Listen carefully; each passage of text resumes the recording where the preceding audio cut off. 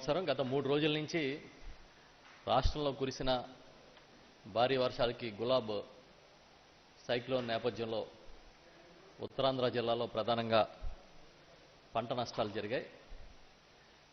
ఉభయ గోదావరి జిల్లాలు, కృష్ణా జిల్లాలో కూడా ముంపును గురై కొన్ని ప్రాంతాల్లో పంట నష్టం జరిగినట్టుగా ప్రాథమిక సమాచారం, అంచనాలు వచ్చాయి.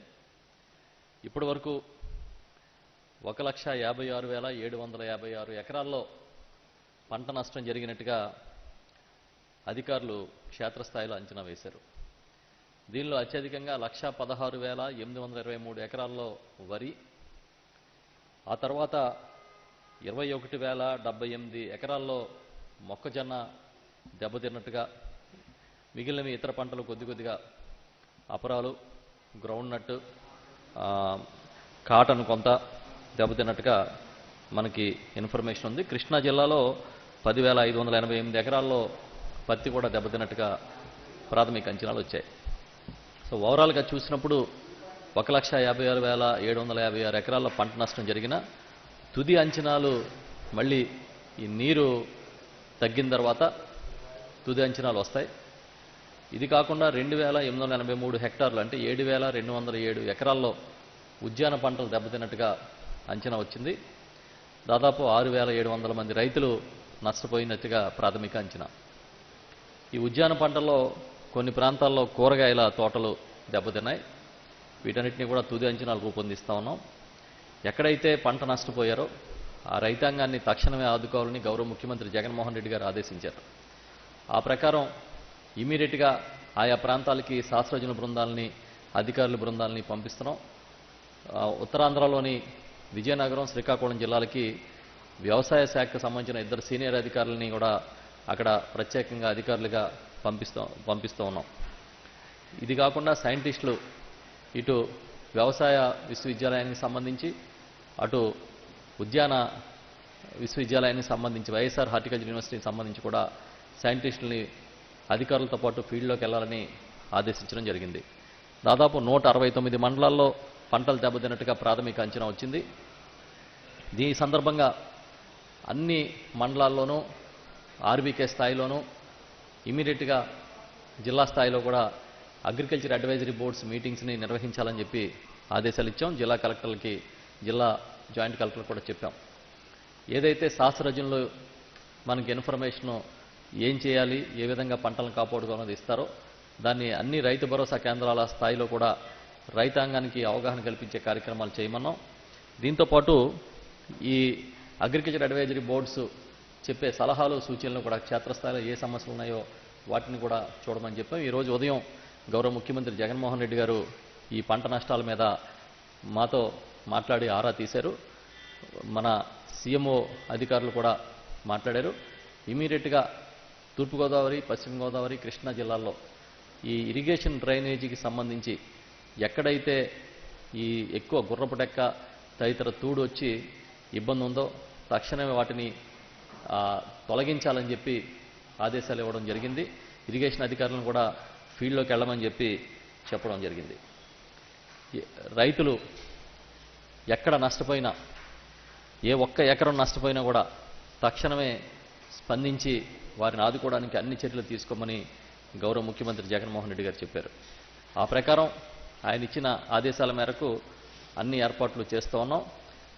మన అగ్రికల్చర్ అధికారులు ఉన్నత స్థాయిలో ఎప్పటికప్పుడు సమాచారాన్ని సేకరించి మొత్తం చర్చిస్తూ ఉన్నాం. ఇప్పుడు ఈ పరిస్థితులు, తుఫాను నేపథ్యంలో రైతాంగాన్ని ఆదుకునే పరిస్థితులు ఒక పక్కన ఉంటే, మరో పక్క ఇంట్లో ఖాళీగా కూర్చుని ఏదో ఒక బురద జల్లాలి కాబట్టి ఈ ప్రభుత్వం మీద ఒక బురద వేస్తే వాళ్ళు కడుక్కుంటూ ఉంటారు. ఈ తుఫాను వ్యవహారాల్లో నిమగ్నమై ఉన్న వీళ్ళని డైవర్ట్ చేయాలనుకున్న తెలుగుదేశం పార్టీ నాయకులు ఈరోజు ఉదయం ప్రెస్ మీట్లు పెట్టి వ్యవసాయానికి రాష్ట్రంలో ఏం జరగట్లేదని, వ్యవసాయాన్ని ఏదో గాలికి వదిలేశారని, ముఖ్యమంత్రి గారికి వ్యవసాయం పట్ల అవగాహన లేదని, వ్యవసాయ మంత్రి అసలు ఏమీ పట్టించుకోవట్లేదన్నట్టుగా రకరకాల ప్రచారం చేస్తూ ఉన్నారు. ప్రచారంలో తెలుగుదేశం పార్టీని కొట్టినోడు లేడు. ఇలా డైవర్షనల్ పాలిటిక్స్లో వాళ్ళని అందివేసిన చెయ్యాలి. ఒక పక్క తుఫాను వచ్చి రైతాంగాన్ని ఏ విధంగా ఆదుకోవాలి, ఎక్కడెక్కడ సమస్యలు ఉన్నాయి, వీటన్నిటిని మేము పరిశీలన చేసి ఇమీడియట్గా వాళ్ళకి ఆదేశాలు ఇచ్చే పనిలో యంత్రాంగం ఉంటే ఏదో వ్యవసాయ రంగం మొత్తం కుదేలైపోయినట్టుగా వ్యవసాయ రంగాన్ని పట్టించుకున్నట్టుగా మాట్లాడుతూ ఉన్నారు. అలా ఈ పార్టీ నాయకులకి సిగ్గు అనేది పెట్టలేదు దేవుడు. 5 ఏళ్ల కాలంలో రైతాంగాన్ని గాలికి వదిలేసిన మీ నిర్వాకానికే కదా మీరు వచ్చి అక్కడ కూర్చున్నారు. కేవలం 23 సీట్లు ఎందుకు వచ్చినాయని ఆత్మవిమర్శ కూడా ఇవాళకే చేసుకోకపోగా మీరేదో రైతు జన ఉద్ధారకుల్లాగా ముఖ్యమంత్రి గారు గాలికి వదిలేసినట్టుగా మాట్లాడతారు. నేను రైతు పక్షపాతిని, నాది రైతు పక్షపాత ప్రభుత్వాన్ని ప్రకటించి మొట్టమొదటి రోజు నుంచి కూడా ఆ దిశగా పయనిస్తున్న ముఖ్యమంత్రి గారికి ఈ ప్రభుత్వంలో ఏ విధమైన బాధ్యత తీసుకుని శ్రద్ధ వహించి చేస్తూ ఉన్నారనేది సీఎం గారు ఎంత మనసు పెట్టి వ్యవసాయ రంగాన్ని, వ్యవసాయ అనుబంధ రంగాల్ని చేస్తూ ఉన్నారని, అభివృద్ధి చేస్తారనేది ప్రతి ఒక్కరికి తెలుసు. రైతాంగం అర్థం చేసుకుంది. అర్థం కానిదల్లా చంద్రబాబు నాయుడు కంపెనీకే.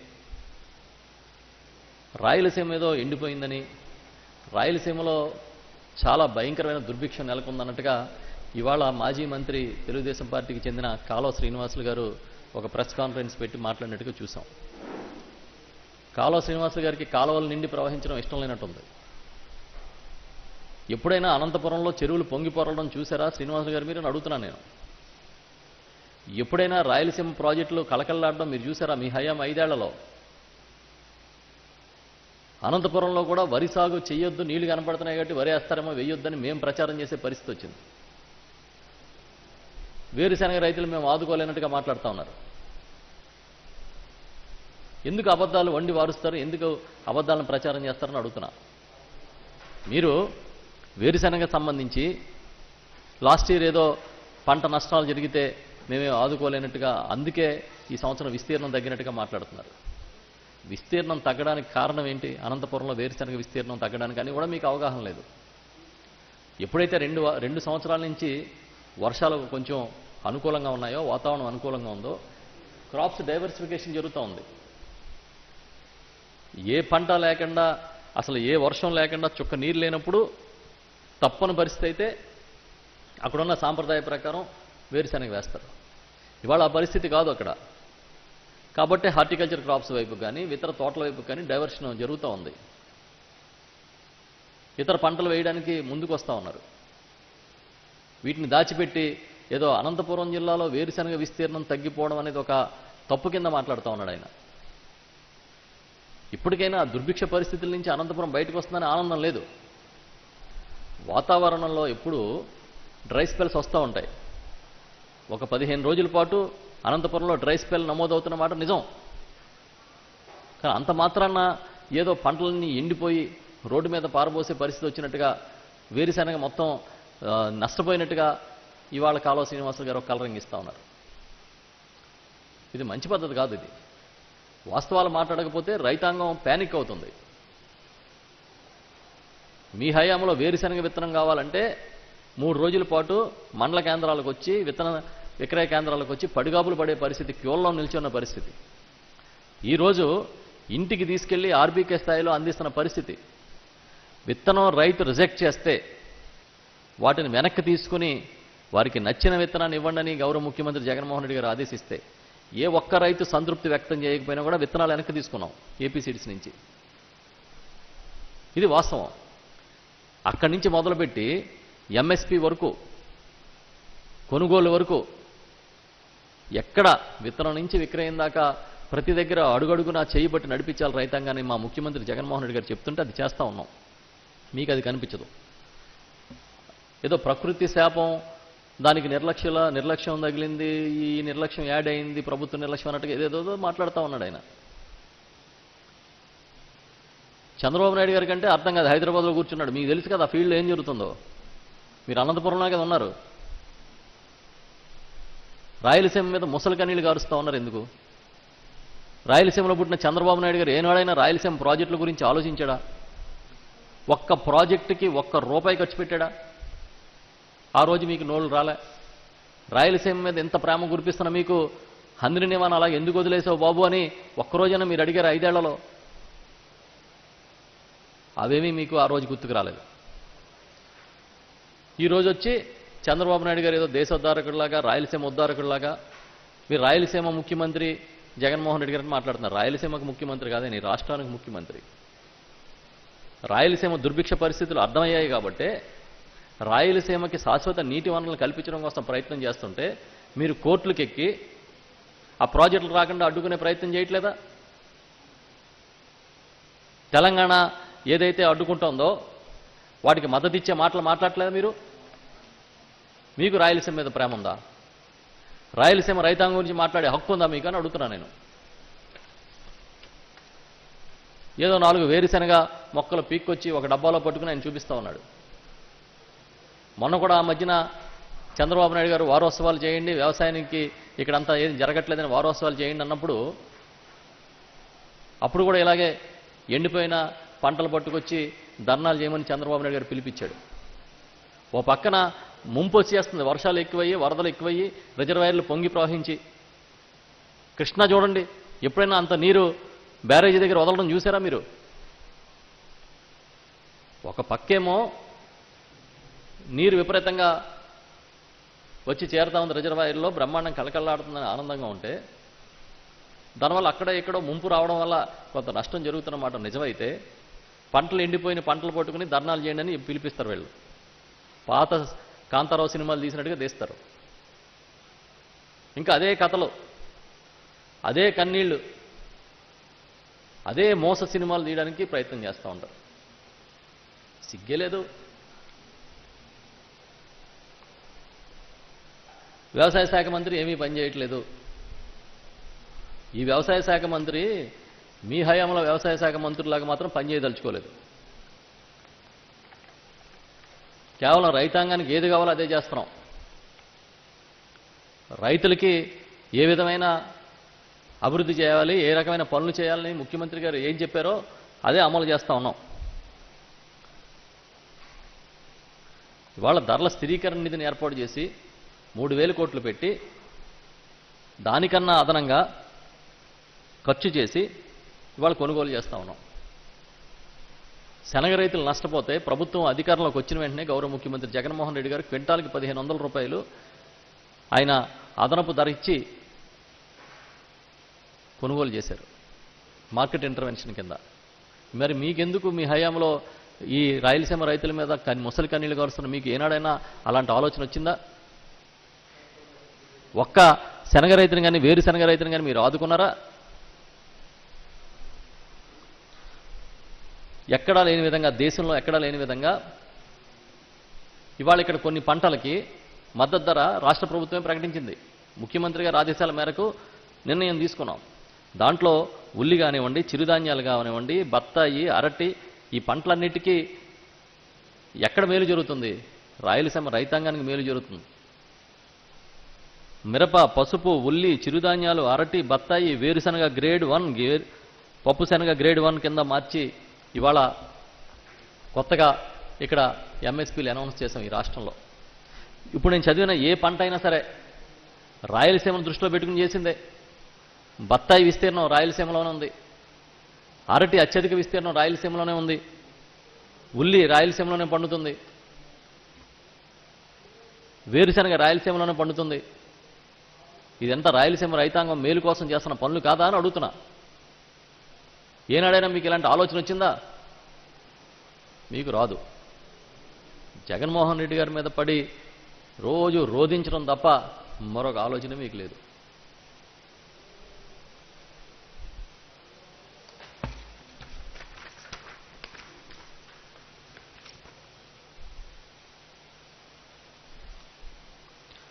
ఒక్కసారి చాలా డేటా తీసుకొచ్చా. తెలుగుదేశం వారికి ఏమైనా కనువిప్పు కలుగుతుందేమో, కొన్ని విషయాలన్నా చెప్దామని. 2014-15 నుంచి 2018-19 వరకు తీసుకుంటే ప్రొక్యూర్మెంటు, వరి కాకుండా మిగతా పంటల విషయం ప్రభుత్వం చేసిన ప్రొక్యూర్మెంట్ మాట్లాడుతున్నా. 5 ఏళ్ల కాలంలో 11,22,912 మెట్రిక్ టన్నుల్ని 3,921 కోట్ల రూపాయలతో ఆనాటి తెలుగుదేశం పార్టీ ప్రభుత్వం అధికారంలో ఉన్నప్పుడు కొనుగోలు చేశారు రైతుల నుంచి.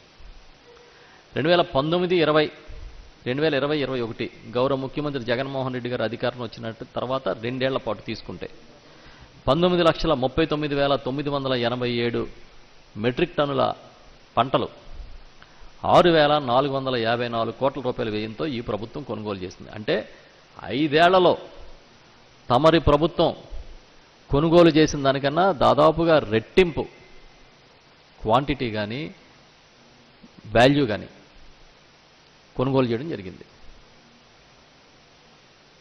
ఇవేం తెలియదు మీకు, ఎందుకంటే మీరు కోవిడ్ వచ్చినప్పటి నుంచి ఇళ్లలో పడుకున్నారు.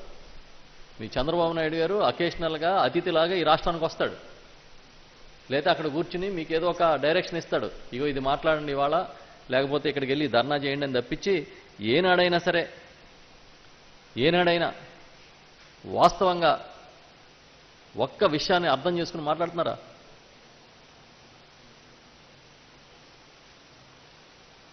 మొన్న కూడా చాలా సుదీర్ఘకాలం ఆర్థిక మంత్రిగా రాష్ట్రాన్ని పనిచేసే యనమల రామకృష్ణ గారు ఏదో వ్యవసాయం సంక్షోభంలో కూలిపోతుందని మాట్లాడుతూ ఉన్నాడు. ఆయన ప్రకటన ఇచ్చారు. ఎవరన్నా నిజమేనేమో ఏం జరిగిపోతుందో అని ఆందోళన చెందే విధంగా భయభ్రాంతులు చేయాలనే ఉద్దేశం వాళ్ళది. ఇది తీసుకుంటే గ్రోత్ రేట్ తీసుకుంటే అగ్రికల్చర్ సెక్టార్లో లాస్ట్ డికేడ్లో, అంటే లాస్ట్ దశాబ్దంలో ఎప్పుడూ లేని విధంగా 37.27% గ్రోత్ వృద్ధి రేటు నమోదైంది. ఇది అగ్రికల్చర్, హార్టికల్చర్ అన్నింటిలోని ఎలైడ్ సెక్టార్లో కూడా నమోదైంది. ఉదాహరణకు కొన్ని చెప్తా. వ్యవసాయంలో 2014-15లో కాంట్రిబ్యూషన్, జీవీఏ కాంట్రిబ్యూషన్లో 2014-15లో 8.31% అయితే 2015-16లో వచ్చేటికి 7.08. ఆ తర్వాత 16-17 పడిపోయింది 6.12. 17-18 ఇంకా పడిపోయింది 5.82. 18-19 ఇంకా పడిపోయింది 4.75. 2019-20 వచ్చేటప్పటికి ఇది మళ్ళీ కాన్స్టెంట్గా 5.52, 5.20 నమోదైంది. హార్టికల్చర్ తీసుకోండి, 2014-15లో 7.87% నమోదైతే 2020-21 వచ్చేటప్పటికి 19-20 వచ్చేటప్పటికి 9.23, 2020-21 వచ్చేటప్పటికి 10.31% నమోదైంది. ఓవరాల్గా అగ్రికల్చర్ సెక్టర్, హార్టికల్చర్, అగ్రికల్చర్ తీసుకుంటే ఈరోజు 15.51% జీవీఏలో కాంట్రిబ్యూషన్ నమోదైంది. ఎప్పుడు మనం వచ్చినప్పటి నుంచి, ఈ ప్రభుత్వం వచ్చినప్పటి నుంచి కూడా కోవిడ్ వంటి మహమ్మారులు అల్లాడిస్తున్నప్పుడు కూడా ఎందుకు ఇది నిలబడిందనంటే మార్కెటింగ్ వ్యవస్థని, వ్యవసాయ మార్కెటింగ్ వ్యవస్థని ఈ ప్రభుత్వం చాలా సూక్ష్మంగా నడిపిస్తూ ఉంది. ఇదే కాదు, మీరు యానిమల్ హస్బెండరీ తీసుకోండి, గ్రోత్ రేట్ కనిపిస్తుంది. ఫిషింగ్ అండ్ అక్వాకల్చర్ తీసుకోండి, గ్రోత్ రేట్ కనిపిస్తుంది. లైవ్ స్టాక్ తీసుకుంటే 2020-21 వచ్చేటప్పటికి, అంతకుముందు తెలుగుదేశం పార్టీ అధికారంలోకి వచ్చిన మొదటి సంవత్సరంలో 8.84 ఉంటే 2020-21 వచ్చేటప్పటికి 12.51% లైవ్ స్టాక్ జీవీఏలో కాంట్రిబ్యూషన్. ఫిషింగ్ అండ్ అక్వాకల్చర్ తీసుకోండి, 14-15లో 4.66% కాంట్రిబ్యూషన్ అయితే 2020-21 వచ్చేటప్పటికి 8.59% కాంట్రిబ్యూషన్. ఓవరాల్గా అగ్రికల్చర్ గ్రోత్ తీసుకున్నప్పుడు 37.27% ఇవాళ ఈ గ్రోత్ రేటు ఆఫ్ అగ్రికల్చర్లో నమోదైంది. సో ఈ వాస్తవాలు ఇవి. పోనీ జిఎస్డిపి తీసుకోండి, అగ్రికల్చర్ సెక్టర్ మొత్తం తీసుకుంటే 2014-15లో 78,898 కోట్లు అయితే అది 2020-21 వచ్చేటప్పటికి 1,40,087 కోట్లు. 1,40,087 కోట్లు. ఓవరాల్గా అంటే అగ్రికల్చర్, హార్టికల్చర్ నేను చెప్పింది. అది కాకుండా ఎల్ఐడితో కలుపుకుంటే ఇది చాలా ఇంపార్టెంట్ ఫిగరు. అగ్రికల్చర్ అంటే అండ్ ఎల్ఐడ్ మీన్స్ హార్టికల్చర్ అండ్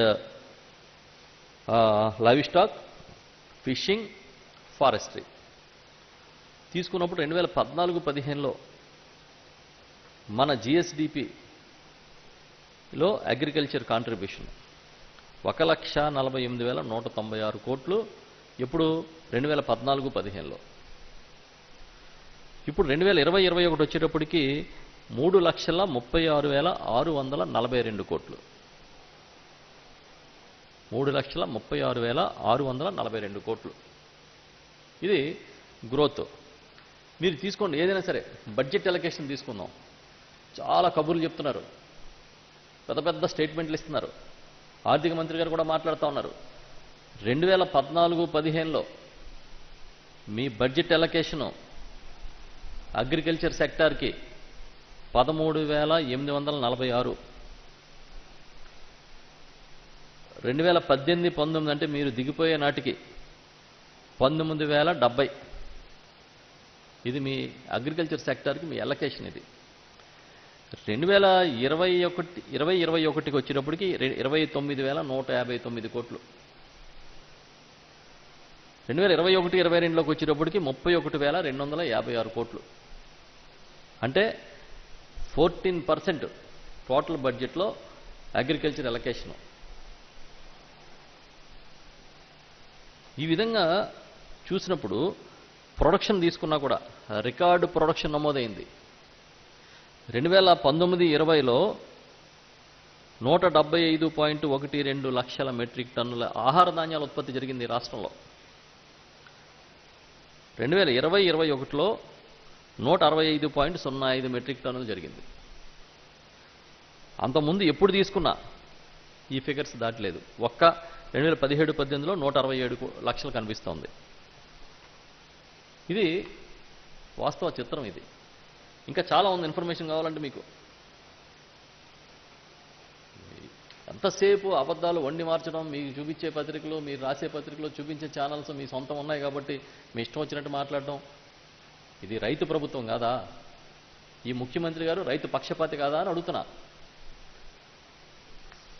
చివరికి బలవన్మరణాలు పొందిన ఆత్మహత్యలు చేసిన రైతులు కూడా రకరకాల సాకులు చూపించి ఆనాడు మీరు ఆర్థిక సహాయం చేయడం మానేస్తే ఈ ప్రభుత్వం వచ్చిన తర్వాత మొత్తం వాటన్నింటినీ కూడా మళ్ళీ తిరిగి వెరిఫై చేయించి సహాయం చేసిన విషయం మీరు మర్చిపోయారా? మీరు మాట్లాడతారు రాయలసీమ రైతాంగం గురించి, రాష్ట్రంలో వ్యవసాయ రంగం బాగోలేదనే విషయాన్ని. ఏదైనా తీసుకోండి. వాళ్ళ వైఎస్ఆర్ రైతు భరోసా పీఎం కిసాన్ పథకం కింద స్కీమ్ ప్రారంభించినప్పుడు 2019-20లో 46,69,375 మంది రైతాంగానికి లబ్ధి చేకూరిస్తే ఇది 2020-21 వచ్చేటప్పటికి 51,59,045 మంది రైతులకు పెరిగింది. ఆ తరువాత ఈ ఏడాది 2021-22 సంవత్సరం ఫస్ట్ ఇన్స్టాల్మెంట్ నాటికి 51,98,034. గతంలో చంద్రబాబు నాయుడు గారి హయాంలో ఏదైనా స్కీమ్ పెడితే దాన్ని ఎలా ఎగ్గొట్టాలని చూశారు తప్పించి ఎలా పెంచాలి, లబ్ధిదారులు ప్రతి ఒక్కరు మిస్ కాకుండా ఎలా చూడాలి ఏనాడు అని చూసారా? ఇవాళ మా ముఖ్యమంత్రి జగన్మోహన్ రెడ్డి గారు మాకు ఎప్పుడు ఒకటే చెప్తారు, మీరు ఒక్క అర్హత ఉన్న లబ్ధిదారుడు కూడా బయట ఉండకుండా మిస్ కాకుండా పథకాలు అమలు చేయాలి అని. ఆ ప్రకారం పనిచేయడం బట్టే ఇవాళ రైతాంగానికి మేలు జరుగుతుంది. ఏనాడైనా మీరు కౌలు రైతులకి ఒక్క రోజు మీరు సాయం చేసినట్టు చూపించండి మీ చరిత్రలో, ఈ తెలుగుదేశం పార్టీ హయాంలో. ఇవాళ కౌలు రైతులకి CCRC కార్డ్స్ తీసుకొచ్చాం, రుణ సదుపాయం కల్పిస్తున్నాం, వైఎస్ఆర్ రైతు భరోసా పీఎం కిసాన్ కింద కౌలు రైతులకి పెట్టుబడి సాయం చేస్తున్నాం. ఇవాళ పీఎం కిసాన్ పథకంలో సెంట్రల్ స్కీమ్లో కౌలు రైతులు కవర్ కావట్లే, కానీ ఇక్కడ కవర్ చేసి అక్కడ పీఎం కిసాన్ వాటా కూడా రాష్ట్ర ప్రభుత్వం చెల్లిస్తూ ఉంది. మీకు తెలియదు ఇదంతా, మీకు ఇన్ఫర్మేషన్ తెలుసుకునే ఆలోచన కూడా లేదు. ఒకవేళ తెలిసినా తెలియనట్టు నటిస్తున్నారు.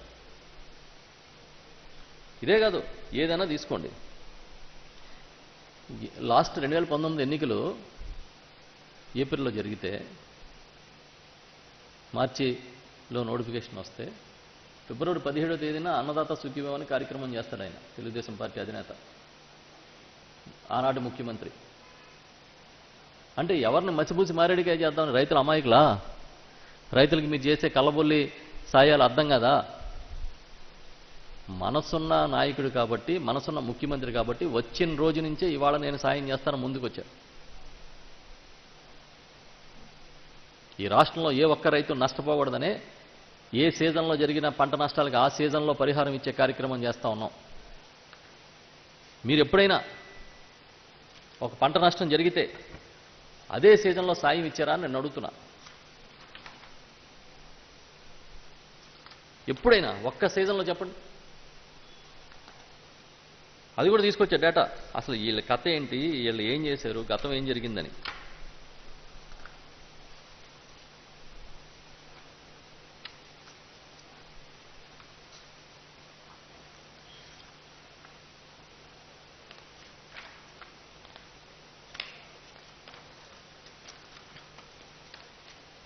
వన్ మినిట్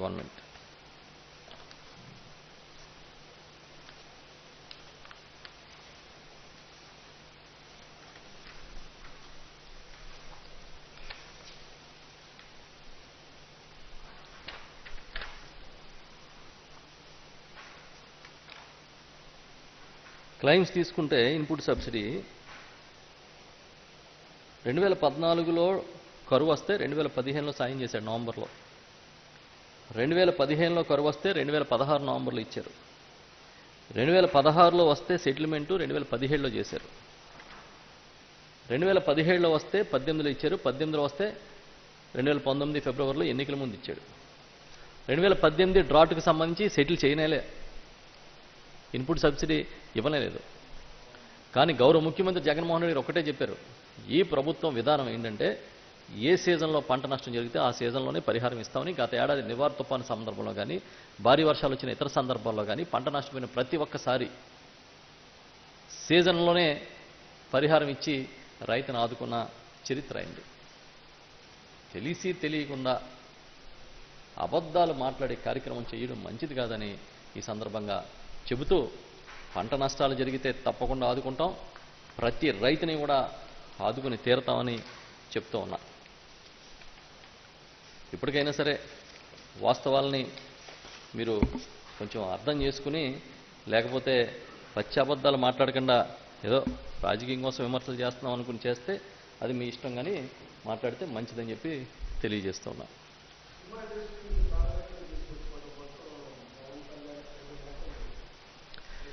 పవన్ కళ్యాణ్ గారు ఇప్పుడు నాకు మొన్నటి నుంచి చూస్తున్న ఎపిసోడ్ చూస్తుంటే నాకు అర్థమవుతుంది ఏంటంటే, పవన్ కళ్యాణ్ గారి ఓటమి భారం నుంచి ఇంకా బయటికి రాలేదని అర్థమైంది. ఓడిపోయిన 2 చోట్ల ఓడిపోయిన అవమాన భారం నుంచి కూడా ఇంకా ఆయన బయటికి రాలేనట్టుంది. ఓవరాల్గా చూస్తే జగన్మోహన్ రెడ్డి గారి పట్ల జలసి అణువణువున కనిపిస్తుంటుంది ఆయనలో. ఎప్పుడు ఏ వేదిక మీద ఏ అవకాశం వచ్చినా అసలు విషయాన్ని వదిలేసి జగన్మోహన్ రెడ్డి గారి మీద బురద జల్లడానికో అసందర్భంగా తిట్టిపోయడానికే ఉపయోగించుకున్నాడు తప్ప ఆయన ఏ వేదికనైనా సరే మరో దానికి ఎప్పుడూ ఉపయోగించుకున్న పరిస్థితి కనబడదు. ఈనాటి గౌరవ ముఖ్యమంత్రి జగన్మోహన్ రెడ్డి గారు ప్రతిపక్షంలో ఉన్నప్పుడు, ముఖ్యమంత్రిగా చంద్రబాబు ఉన్నప్పుడు కూడా చాలా చిత్రంగా పవన్ కళ్యాణ్ గారు జగన్మోహన్ రెడ్డి గారిని తిట్టారు, కానీ పవన్ కళ్యాణ్ గారు ఎప్పుడు చంద్రబాబుని ఒక మాట అనలే. ఎందుకంటే ఆ రెండు స్నేహబంధం చాలా దృఢమైంది. ఇవాళ కూడా ఆ బంధం ఏం విడిపోయినట్టుగా అనిపించట్లే. బీజేపీతో స్నేహం కుదుర్చుకుని వారితో పాటు కలిసి ప్రయాణం చేస్తామని ప్రకటించినప్పటికీ బహుశా నేను అనుకోవడం, తెలుగుదేశం పార్టీతో ఉన్న స్నేహాన్ని బంధాన్ని వదులుకోలేక ఏదో ఒక ఒత్తిడిలో ఉన్నట్టుంది.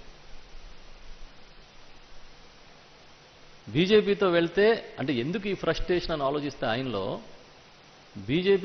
బీజేపీతో వెళ్తే ఏం వర్కౌట్ అయ్యేలా లేదు, తెలుగుదేశం పార్టీతో వెళ్తే ఆయన మద్దతుదారులే అంగీకరిస్తారో లేదో తెలియదు. అందుకని ఈ ఒత్తిడిలో ఉన్నట్టుగా కనిపిస్తుంది. ఎంతసేపు జగన్ గారి మీద అసూయ, ద్వేషం, కోపం ఇది తప్ప ఎప్పుడైనా ఒక ప్రతిపక్షంలో ఉన్న పార్టీగా నిలకడగా ఒక్కరోజైనా ఒక్క సలహా అయినా ఒక్క సద్విమర్శ అయినా చేశారని అడుగుతున్నాను నేను. ఆ సినిమా ఫంక్షన్కి వెళ్ళి సినిమా ఇబ్బందులో, ఇండస్ట్రీ ఇబ్బందులో మాట్లాడుంటే ఓకే, ఒక నాయకుడిగా ఈయనేదో సినిమా ఇండస్ట్రీ తరపున మాట్లాడుతున్నారో అనుకోవచ్చు. అది సినిమా ఫంక్షన్ అయినా ఇంకో ఫంక్షన్ అయినా ఆవు కాంపోజిషన్ లాగా జగన్మోహన్ రెడ్డి గారిని దుయ్యబట్టడం, ఆయన మీద అవాకులు చవాకులు మాట్లాడడం తప్పించి మరొకటి ఉండదు. మొన్నటి స్పీచ్ చూస్తే చాలా చిత్రంగా అనిపిస్తుంది. ఒక పార్టీ వ్యవస్థాపకుడు కులాల గురించి, కులాలను ఆపాదిస్తూ పబ్లిక్గా మాట్లాడుతూ ఉన్నాడు ఆ స్టేజ్ మీద. ఆయన జగన్మోహన్ రెడ్డి గారు ఎప్పుడు ఒకటే చెప్తారు, కులాలు చూడం, మతాలు చూడం, పార్టీలు చూడం, ఎవరికైనా సరే ఒకే రకమైన న్యాయం చేస్తాం ఇక్కడ, అది నా తత్వం, అది నా సిద్ధాంతం అని పదే పదే జగన్మోహన్ రెడ్డి గారు చెప్పారు. ఆయన్ని రీచ్ కాలేక, ఆయన ఐడియాలజీని వీరు జీర్ణించుకోలేక సినిమా రంగంలో కూడా కులాలను ఆపాదిస్తున్నారు. దాసనారాయణరావు గారు అవ్వచ్చు, ఎన్టీ రామారావు గారు అవ్వచ్చు, చిరంజీవి గారు అవ్వచ్చు, మోహన్ బాబు గారు అవ్వచ్చు, ఎప్పుడు ఒకళ్ళు నిజంగా కులమే ప్రాతిపదిక అయితే మరి తెలుగు ఇండస్ట్రీలో ఏ కులం వాళ్ళు ఆ కులంతో సినిమాలు తీస్తున్నారా? తీయట్లేదుగా. లేటెస్ట్ పవన్ కళ్యాణ్ గారి సినిమాకు కూడా దర్శకుడు వేరే కులం అయినా కదా. లేటెస్ట్ పవన్ కళ్యాణ్ గారి సినిమాకి నిర్మాత కూడా వేరే కులం అయినా కదా.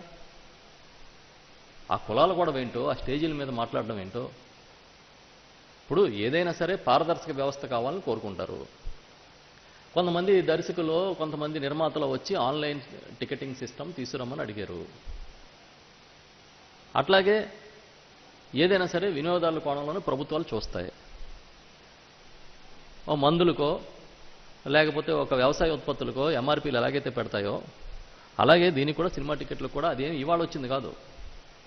అసలు నేను చూశాను, మొన్న ఎక్కడో ఒక వీడియో చూశాను, ఆదిశేషగిరిరావు గారు అనుకుంటా చెప్తా ఉన్నారు, ఇది పూర్వం నుంచి ఉన్న ప్రతిపాదన ఆన్లైన్ టికెట్ రావాలనేది అని చెప్తున్నారు.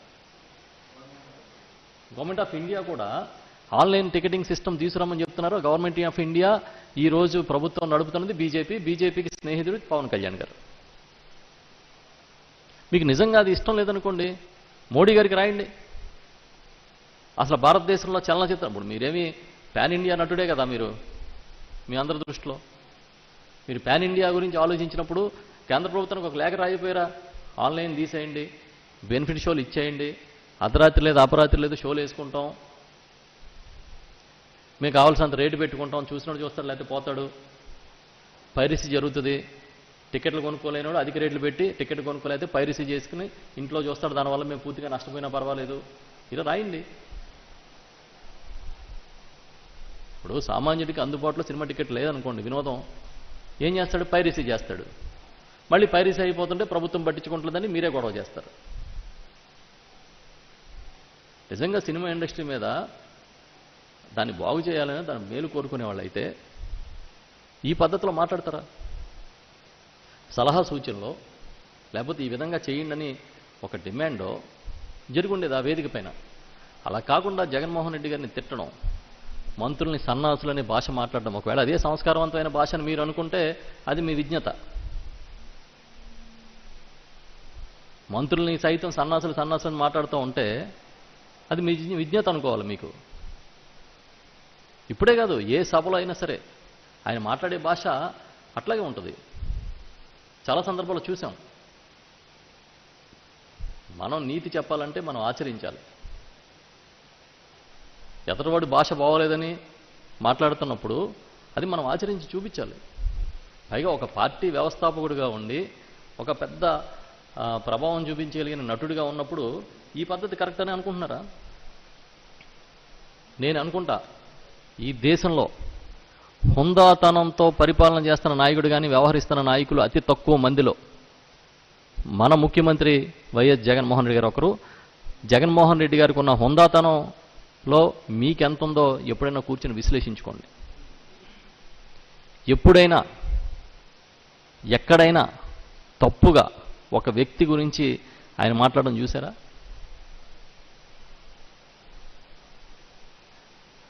తన దగ్గర పనిచేసే అటెండర్ దగ్గర నుంచి డ్రైవర్ దాకా అన్నా అని పిలిచే సంస్కారవంతమైన నాయకుడు జగన్మోహన్ రెడ్డి గారు.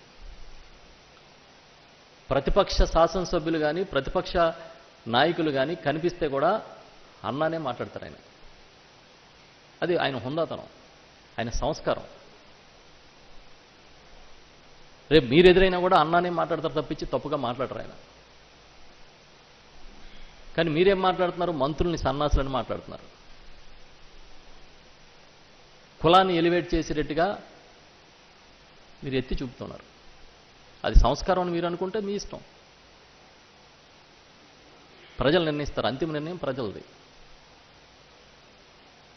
ఒక నాయకుడికి 10 ఏళ్ల కష్టంలో ఏ విధమైన ఫలితం 2019 ఎన్నికల్లో వచ్చిందో చూడండి. ప్రజలకి ఎందుకు అంత చేరువయ్యాడనేది మనం అర్థం చేసుకుంటే తెలుస్తుంది ఒక నాయకుడి గురించి.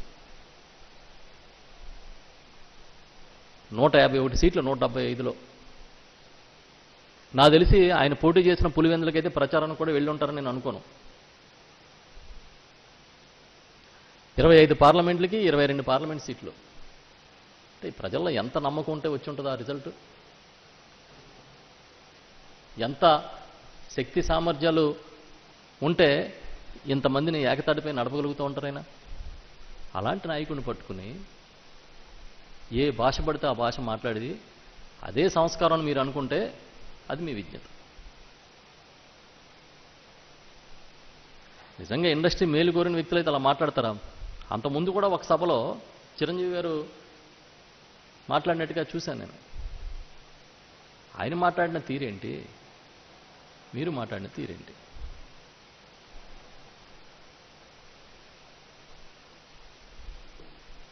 ఈర్ష్యపడడం మానేసి ఈర్ష్య అసూయల్ని పక్కన పెట్టి ఒక నాయకుడు ఎలా ఉండాలో జగన్మోహన్ రెడ్డి గారి దగ్గర నేర్చుకుంటే మంచిది.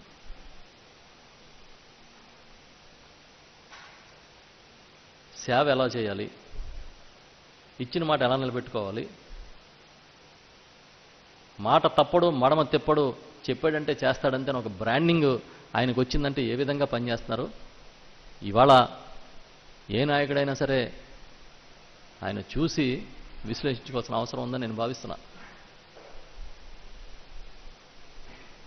ఎందుకు ద్వేషంతో రగిలిపోవడం, ఎందుకు విద్వేషంతో మాట్లాడడం? సన్నాసులా మంత్రులు, సన్నాసులా నాయకులందరూ, సన్నాసులా? ఒకవేళ అది ఉత్తమోత్తమ భాష అని మీరు అనుకుంటే ఓకే. మీరు ఏది చెప్పాలనుకున్నారు ప్రభుత్వానికి?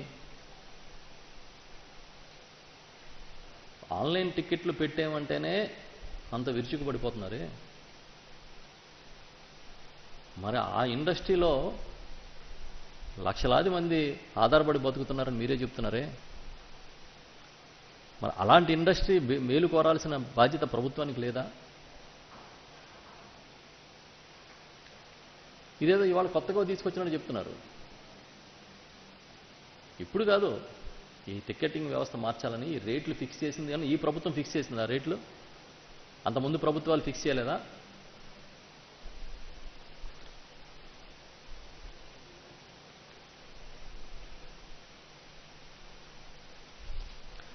ఇప్పుడు ప్రజాక్షేత్రంలో జగన్మోహన్ రెడ్డి గారి ప్రభ చూసి మొన్న స్థానిక ఎన్నికల ఫలితాలు కూడా వచ్చాక ఆయన పరపతి ఎంత బలంగా ప్రజల్లో వేళ్ళు ఊనుకుంటుందనేది అర్థం చేసుకున్న తర్వాత నేను అనుకోవడం పవన్ కళ్యాణ్ గారికి ఇంకా బాధ ఎక్కువైనట్టు అనిపిస్తుంది.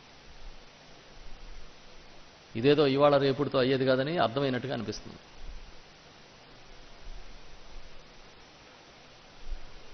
అన్ని వర్గాలు గౌరవ ముఖ్యమంత్రి జగన్మోహన్ రెడ్డి గారికి ఏ విధంగా దగ్గరైపోతున్నాయో అలాగే సినిమా ఇండస్ట్రీ కూడా దగ్గరైపోతుందని బాధ బహుశా ఉందేమో.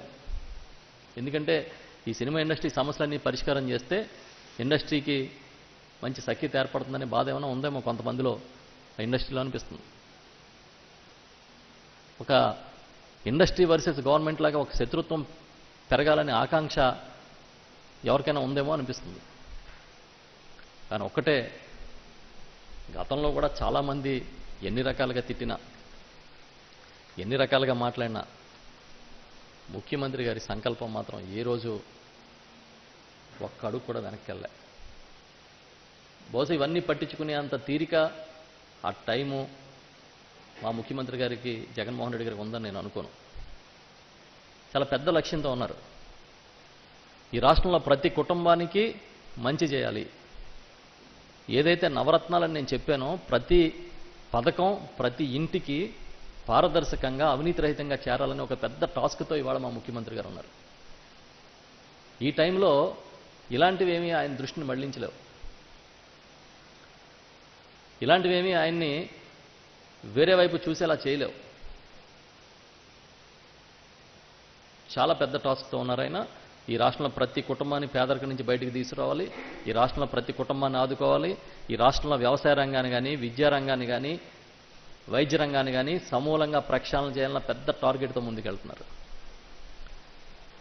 మీకు తెలుసా, ఎప్పుడైనా ఈ రాష్ట్రంలో 16 మెడికల్ కళాశాలలు ఒక్క ముఖ్యమంత్రి ఏర్పాటు చేయగలుగుతారని మీరు ఎవరన్నా కలగన్నారా? కార్పొరేట్ స్కూల్స్కి ధీటుగా ప్రభుత్వ పాఠశాలని మారిస్తే రాష్ట్ర వ్యాప్తంగా 6 లక్షల మంది విద్యార్థులు గవర్నమెంట్ స్కూల్స్లోకి కొత్తగా వచ్చి జాయిన్ అవుతారని మీరు ఎప్పుడైనా ఊహించారా? నేను మళ్ళీ ఇందాక ఎక్కడో చదివా, పాలసీ టెర్రరిజం అనేది మాట్లాడుతున్నారు. ఏంటి పాలసీ టెర్రరిజం? నాకేం అర్థం కావట్లేదు. అంటే పాలసీలతో ఎవరిని భయపెట్టారని టెర్రరిజం అంటారు మీరు? ఏ పాలసీ ఎవరిని దూరం చేసింది? ఎవరిని భయపెట్టింది? ఎవరిని భయపెట్టిందంటే, గవర్నమెంట్ స్కూల్స్లో ఇంగ్లీష్ మీడియం తీసుకొస్తానంటే తెలుగుదేశం పార్టీ లాంటి పెద్ద పెద్ద నాయకులకి వెన్నులో వణుకు పుట్టింది. మా పిల్లలు, మీ పిల్లలు ఒకే చోట చదువుకుంటారా, ఒకే భాష చదువుకుంటారా, ఒకే స్థాయిలో చదువుకుంటారని అక్కడ టెర్రర్ అయ్యారు వాళ్ళు. అమరావతిలో పేదలకు ఇళ్ళు ఇస్తామంటే, ఇంటి స్థలాలు ఇస్తామంటే ఇక్కడ బ్యాలెన్స్ తప్పుతుంది. ఏం బ్యాలెన్స్ అండి అది? Demographical balance. డెమోగ్రఫికల్ బ్యాలెన్స్ తప్పుతుందని మీరు టెర్రర్ అయ్యారు, తెలుగుదేశం పార్టీకి సంబంధించిన కొంతమంది నాయకులు. ఒకవేళ అదే టెర్రరిజం అయితే మంచిదే కదా. పేదలకి మంచి చేసి వాళ్ళని దోచుకుని తినే వర్గాలకే టెర్రర్ పుట్టేలాగా పాలసీలు వస్తే అది మంచిదే కదా. ఎందుకింత ఆక్రోశం అని అడుగుతున్నాను నేను. ఒక్కడు గుర్తుపెట్టుకోండి, నేను ఇంత ముందే చెప్పినట్టుగా ఇప్పుడు ముఖ్యమంత్రి గారికి పవన్ కళ్యాణ్ గారిని పట్టించుకునే అంత తీరిక లేదు, అంత లక్ష్యం లేదు. ఆయన ఇంకా చాలా పెద్ద లక్ష్యంతో ఉన్నారు. ఈ రాష్ట్రంలో ప్రతి కుటుంబానికి, ప్రతి వ్యవస్థకి, ప్రతి వర్గానికి మంచి చేయాలనే లక్ష్యంతో ఉన్నారు. కాబట్టి తప్పకుండా అందులో భాగంగా కష్టాలు వచ్చినా ఏ వర్గానైనా, ఏ పరిశ్రమనైనా ఆదుకుంటారని చెప్పి ఈ సందర్భంగా చెప్తున్నాను. మీరు చూస్తున్నారు ఐ డ్రీమ్ న్యూస్ ని. Please subscribe. I dreams. For more videos, subscribe. I dream. Please subscribe for more videos. I dream. I dream. For more videos. Subscribe, I dream. Please subscribe. Subscribe I dream channel. Do subscribe. I dream. I dream ఛానల్ని subscribe చేయండి. Do watch I dream.